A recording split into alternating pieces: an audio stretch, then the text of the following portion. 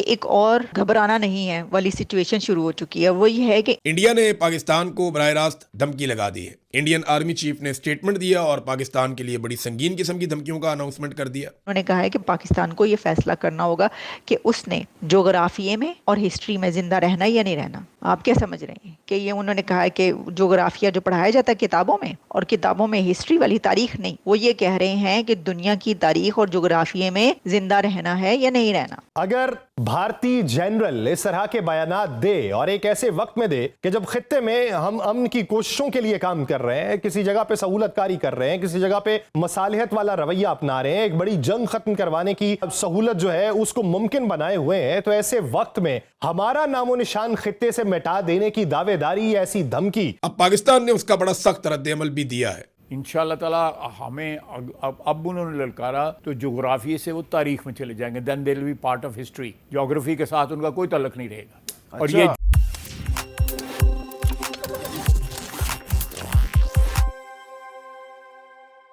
नमस्कार दोस्तों, स्वागत है आपके अपने चैनल पर।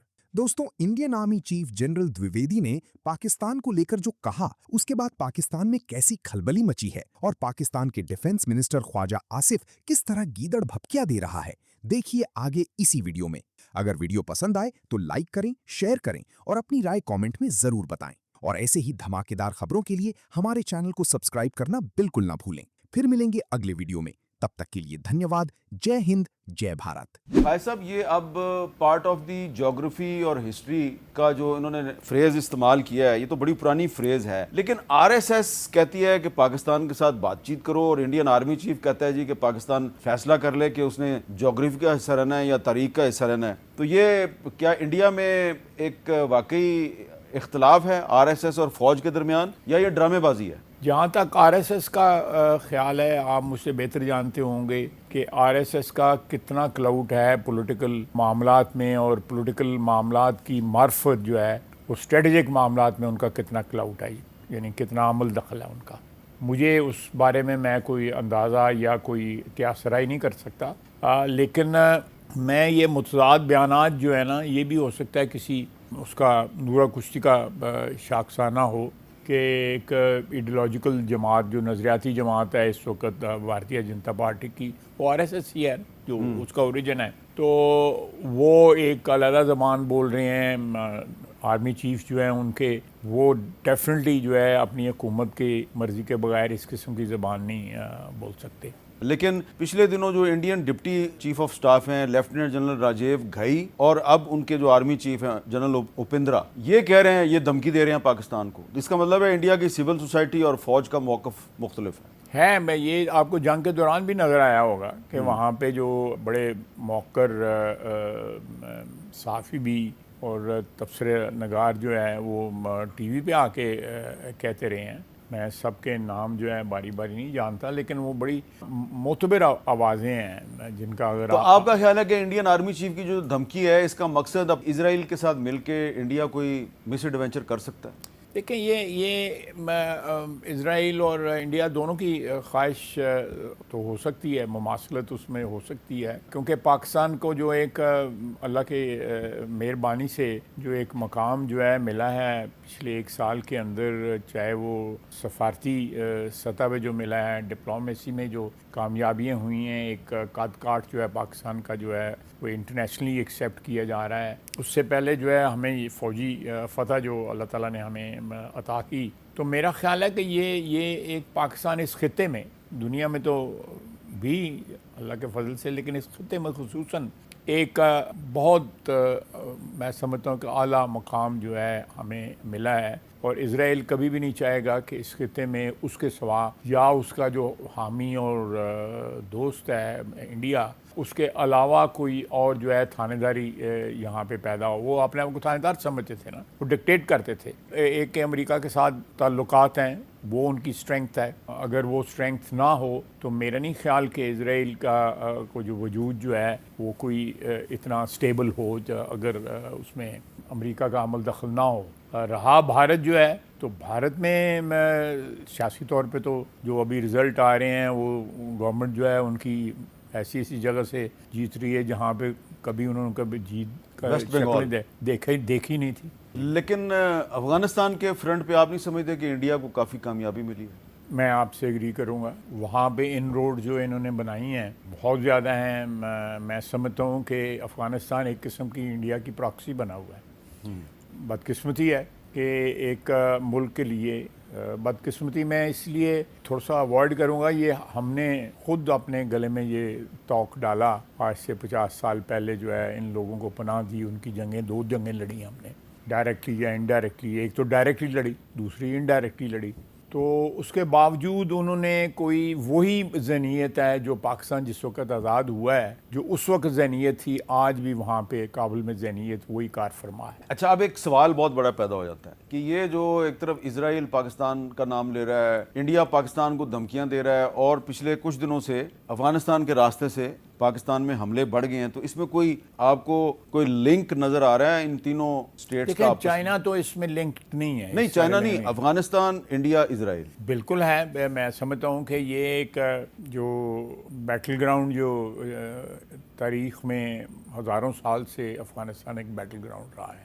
जितने भी इंडिया पे जो उस वक़्त इंडिया था, इंडिया एक इकाई तो कभी भी नहीं था। ये तो 1947 के बाद ये एक इकाई रह गया। अंग्रेज़ों के ज़माने में एक इकाई रहा 100 साल।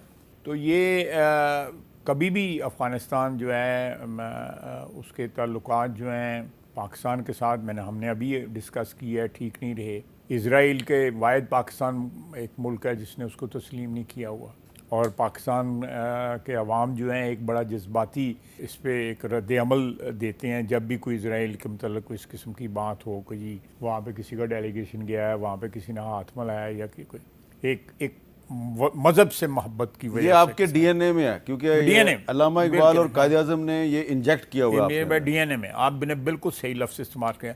और भारत के साथ जो है हमारी जो दुश्मनी जो है, देखें अब उसमें एक और इशू ऐड हो गया है। जो सिंतास मुआहदा था वो 40 और 26 66 साल से कामयाबी के साथ चल रहा था कि ये सबसे पुरानी ट्रीटी है जिसके ऊपर आज भी जो जिंदा है। ये यूनाइटेड नेशन ने जो नेगोशिएट की हुई है। इंशाअल्लाह ताला हमें अब उन्होंने ललकारा तो जोग्राफी से वो तारीख में चले जाएंगे। Then they will be part of history. Geography के साथ उनका कोई ताल्लुक नहीं रहेगा। अच्छा। और ये जोग्राफिये में मैं आपको बताऊं, तो आप कह रहे हैं कि आप ये जो इस वक्त भारत है इसका जोग्राफिया बदल देंगे आप? अगर उन्होंने हमारे साथ दोबारा कुछ पंगा लिया, मैंने लफ्ज़ इस्तेमाल किया है पंगे का, और वो फिर जो अब मैं एक ब्रेक ले लूं। सिंतास मुआहदा जो है, हाँ, सिंतास मुआहदा इज वेरी इंपॉर्टेंट। भारत में अब जो आर्बिट्रेशन हुई थी उससे भी वो मुकर रहा है, और कुछ अज़ाइम ऐसा लगते हैं कि भारत जो है ना पाकिस्तान के साथ छेड़खानी करने के मूड में फुल है। एक तरफ तो आरएसएस के कुछ नुमाइंदे मुज़ाकरात का मशवरा भी देते नजर आते हैं अपनी हुकूमत को, लेकिन दूसरी तरफ अब सिंतास मुआहदे से भारत का मुकरना इस जानिब लेकर जा रहा है हमें कि दोनों ममालिक के दरमियान फिर से कोई कुछ उलझन शुरू हो जाए और एक दूसरे के आमने सामने खड़े हों। भाई अब आमने सामने तो हम खड़े हैं ऑपरेशन सिंदूर से। हाँ जी, आमने सामने तो खड़े हैं ना। अब सवाल ये नहीं है कि क्या हम आमने सामने खड़े होंगे कि नहीं, खड़े तो हम ऑलरेडी हैं। कर क्या रहे हैं, सवाल तो ये कि कर क्या रहे हैं। आमने सामने खड़े होकर हमने, देखिए पानी की शदीद किल्लत का शिकार है आपका मुल्क, और मेरा चूंकि ताल्लुक देहाती बैकग्राउंड से, मैं पानी की अहमियत को थोड़ा सा, ये खास तौर पे दरियाई और नहरी पानी है, इसकी अहमियत से वाकिफ हूं। ये लाइफ लाइन है, ये ब्लड लाइन है, ये वाकई शहराग है। इसके ऊपर उन्होंने कमबख्तों ने पैर रखा हुआ है। अब आपके पास चॉइस क्या, वो पानी को हर तरह से हैंडल कर रहे हैं। कोई 250-300 डैम्स उन्होंने शुरू कर रखे हैं, छोटे बड़े।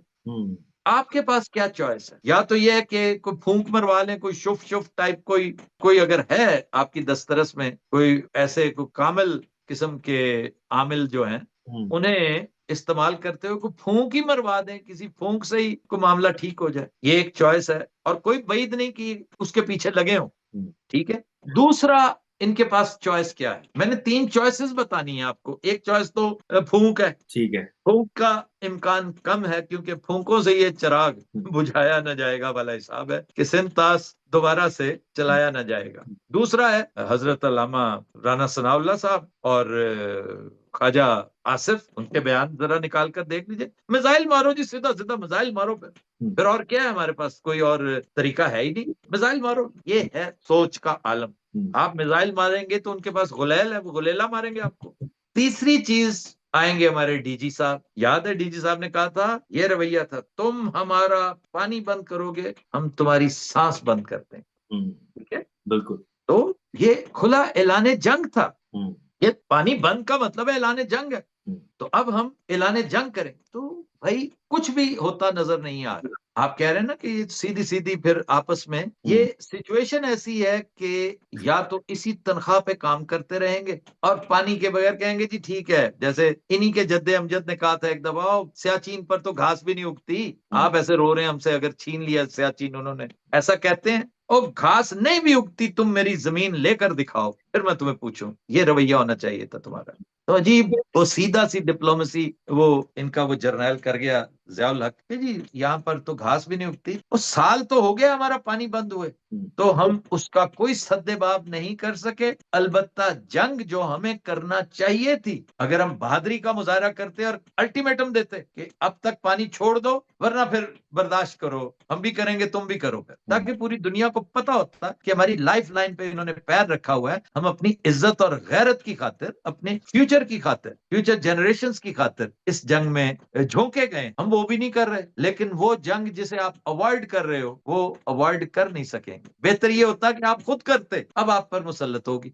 यानी कि आप समझते हैं कि जिस जंग का आपने तज़किरा भी किया है कि पाकिस्तान और भारत के दरमियान एक जंग यकीनी है और वो बहुत जल्द है, ये उसका नुक्ता आगाज बन सकता है? उसका नुक्ता आगाज ये नहीं होगा, उसका नुक्ता आगाज कोई फॉल्स फ्लैग ऑपरेशन होगा जो इतना इतना आसान है उनके लिए करना। 5 मिनट में वो चीज कर सकते, लेकिन इस दफा वो जरा पक्के पैरों पे कुछ करना चाहते हैं, कुछ तगड़ा काम करेंगे जिसे हम फोरसी नहीं कर सकते। हम उसका सद्देबाब तो क्या करेंगे, उसे फोरसी भी नहीं कर पा रहे कि वो कब करेंगे क्या। कम से कम हम प्रोपेगेंडा ही शुरू कर दें, हम मीडिया का सहारा लेकर दुनिया को बताना शुरू कर दें कि ये और नेतन्याहू अपने अपने तर्ज का, अपने अपने तौर का, अपने अपने इलाके में कुछ ना कुछ ऐसा करने जा रहे हैं। इंडिया ने अपने लिए कोई ना कोई सिलसिला जरूर करेगा ताकि उसको बहाना बनाकर, उसने कह नहीं रखा कि जो ही कुछ ऐसा वाकया हुआ। अब आप डेली देखते हैं छोटी छोटी खबरें ताकि हमारा ध्यान उधर रहे और वो इत्मीनान के साथ बिग टाइम प्लानिंग कोई ना कोई कर रहा है और वो आपके सामने आ जाएगा अनकरीब। खत्म, बाय बाय, टाटा, गुड बाय, गया।